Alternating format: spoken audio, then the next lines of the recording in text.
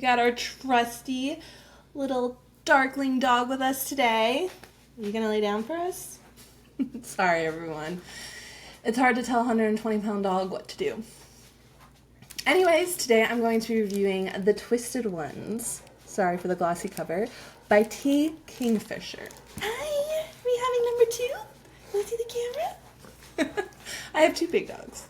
As usual, this will be a 2-part review, the first part being entirely spoiler-free for maybe the readers who haven't given this book a chance yet and want to know if they should read it, and then I'll do my technical review at the end with a warning. It'll be full of spoilers, and hopefully will give some insight for writers as to helpful hints of why they might want to read this book. So again, friends, that's The Twisted Ones. There we go. I feel like I got a little distracted with the doggos, so wanted to show that again. Okay, now that my misters are settled, we will start with the synopsis as always. Written by yours truly.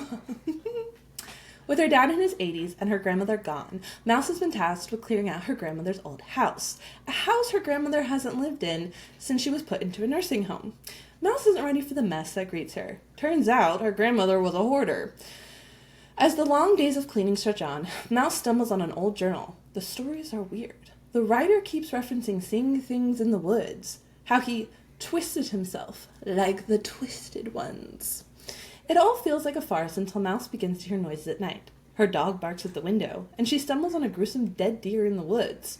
But things take a turn when her dog leads her up a hill full of weird stones that shouldn't be there. Stumbling back to reality, Mouse tries to ignore the creatures making nightly visits until she receives a message begging for help. One of the things I really, really love about Kingfisher is that she's extremely unique with her horror stories. I'm starting to really get to where I'm reading a lot more horror. Instead of just in October, I'm reading it throughout the year. Or I'm keeping my eyes out for certain type of horror books to put on the podcast for book club, to do all this type of stuff. And I'm just seeing very repetitive stories. Haunted house, ghost here, serial killer there, haunted highway, something. And what I love about Kingfisher is that her stories are unique and different, and they always come with a whimsical air. And that is still true with The Twisted Ones. However, I think I might have read her best book first. I read The Hollow Places first. I fell in love with her. I fell in love with the book. It is one of the first horror books that actually brought real fear to me. I don't know why, but I felt that I could have been the main character in that book, and that scared the living daylights out of me. I did a previous review, as you saw, The House with Good Bones. I thought that was a light horror read for a lot of people who maybe didn't want the super scary, but still wanted to have an atmospheric read for October or Halloween, and the same goes for The Twisted Ones. Maybe other people find The Twisted Ones scary, but I personally did not find it that scary. I would say it is a light book. I think there was only one tiny little scene that gave me goosebumps, and I say goosebumps lightly. It wasn't very scary. It was also the same thing that my other horror co-host for Dark Side of the Lord podcast thought was scary as well. So take that with a grain of salt because nothing scares her, so I might be a bad judge of how scary this book is. However, I will be giving Kingfisher a third chance after all, because since I didn't like House with Good Bones or The Twisted Ones as much, spoiler, we picked her for our August book club, so keep an eye out for that if you want to join in. And I will be reading her one more time. Technically 2, because we have a special twist that we'll be announcing in July about the August book club. The first half of the book was absolutely amazing. It reminded me of The Hollow Places. We have a ton of that whimsy that she is excellent at writing into her horror. I don't know how, but she does. The internal dialogue was spot on, unlike A House with Good Bones. The mystery of what was going on had me constantly turning the page. I especially liked Kingfisher's use of using this as kind of a memoir of what happened, having the protagonist lead the story as if she was writing it right then and there. And it kept making me want to turn the page because she was like, well, this was the moment that I might have been able to turn and run away. And that added a little bit of spook, not like scary spook, but that added a little bit of suspense that was, I blew through the first half of this book. Now the second half, that's another problem. After the halfway point, I began to get very bored. The writing turned very confusing. Maybe it was just a me thing and I couldn't follow along. Kingfisher does make an author's note at the end explaining why she made certain choices. I'm not going to tell you in this part because I don't want to spoil those certain choices. But after that, the story goes from being scary to fantastical. We get a lot of fantastical elements just aren't scary for me. And the more fantastical that the story went, the less scary it became for me and never struck that true fear that the Hollow Places did. Even though the Hollow Places became fantastical at the end and was completely out there, it didn't click with me. But I think that people that might want to jump in on something lighter, this could be a great choice. I haven't read Darcy Coates, I think is how you say her name. I've heard she's very kind of cozy horror, and I want to say that this lines up into that and being a whimsical horror book, which I would say might be for people like who maybe like Legends and Lattes, or a little bit more of that like whimsical storytelling and world and fantastical elements. Yes, there are still monsters in this book, but the monsters are way more fantastical than scary. One thing is, if you agree with me on A House with Good Bones having really bad internal dialogue, this book, Kingfisher did the inner dialogue superbly. This time it actually was humorous. It actually made you want to keep reading because you could relate to the character. Your thoughts were probably the same ones she was thinking. And I love that, and it really lended well with this being a memoir of what happened to her. The one tiny evidence that something crazy happened at her grandmother's house. The memoir portion of it isn't something that made it work either.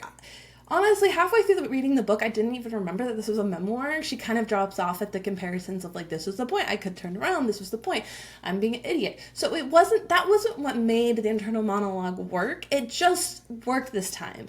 I think a lot of it is it didn't break the storyline. It went very much into the character's mindset to help readers progress through the story without slowing it down, causing disconnect, or just being in a tone so completely different that you will lose the story. I also take it back. Kingfisher gave her character the editor career, so she's not all 100% original. If you watched my review for A House with Good Bones, you'll get my reference to that. One tiny spoiler before I get to the actual spoilers, but I do want to tell everyone. There's a dog in this book and the dog lives. I think that's a spoiler that I'm allowed to share with you because I think we can all agree that we need to know whether the dog lives or dies before we do something. My friend did read this book, my co-host, and she is not super reliable in telling me that animals are harmed in things. I watched a movie or mini-series based on her recommendation, and very quickly a ferret dies in it, and she did not warn me.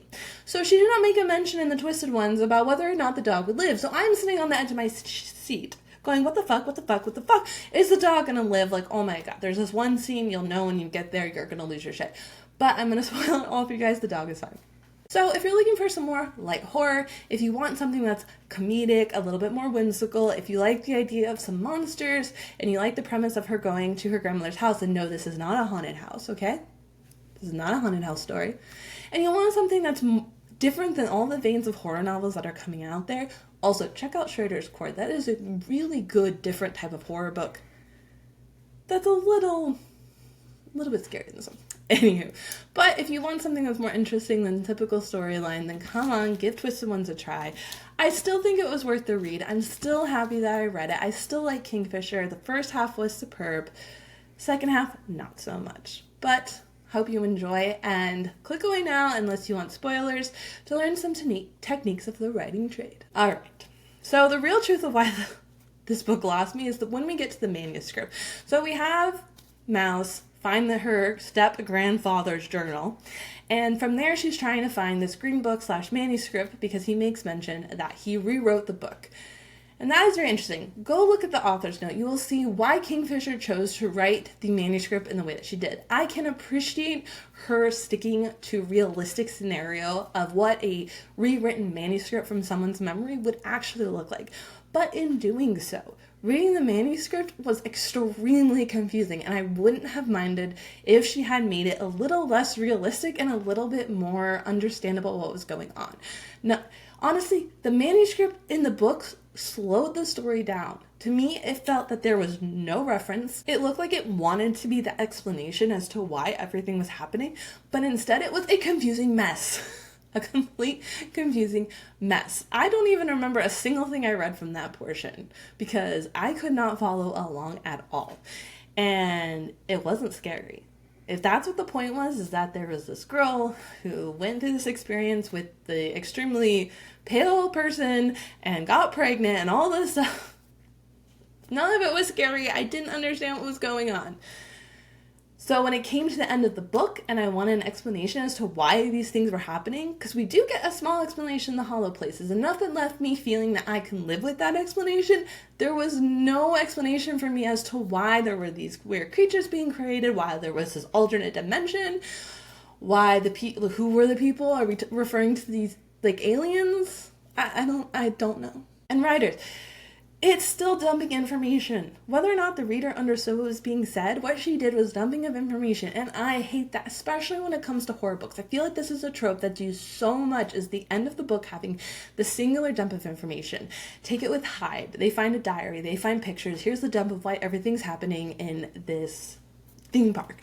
We have it here. We even have a little bit in Schrader's Court. We have where we have to explain why the freaky weird stuff is happening in the world.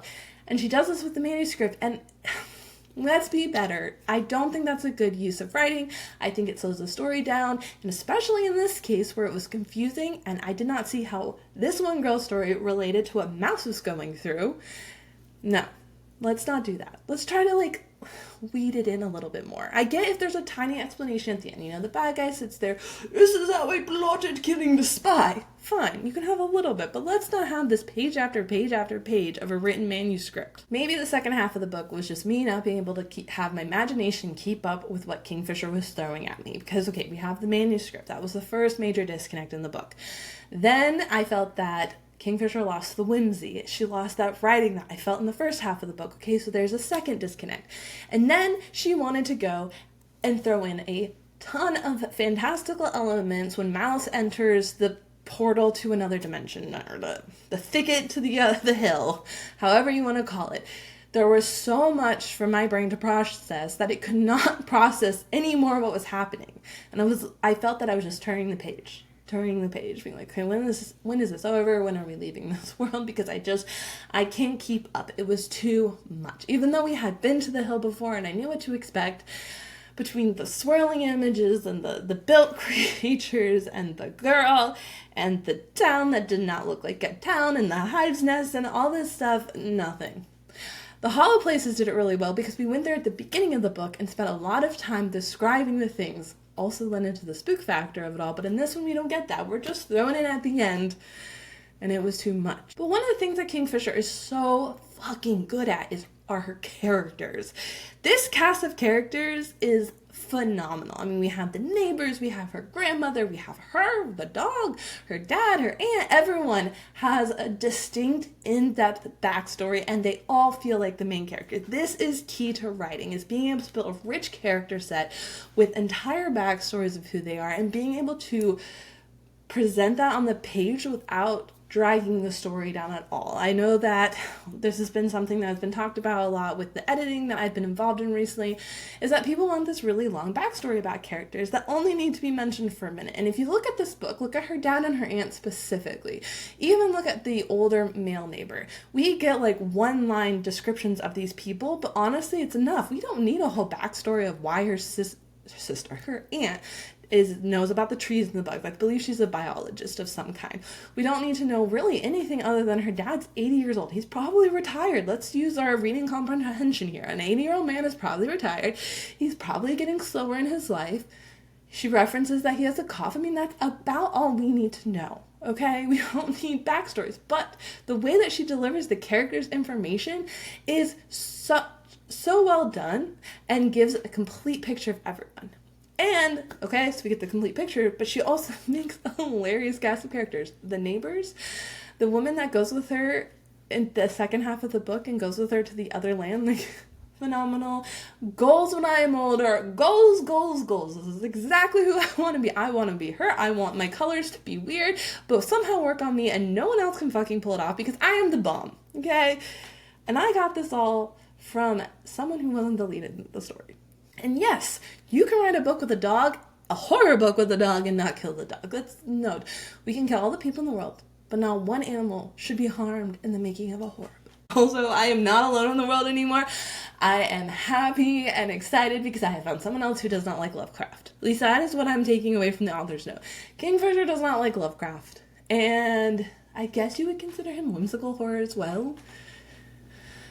I saw one of his movies with Nicolas Cage, and it was just weird as fuck, okay? I'm not a Lovecraft person, even though I like the fantastical, and I'm saying I love Kingfisher, and Kingfisher, to me, seems like Lovecraft. I do not like Lovecraft at all. And I found another soul.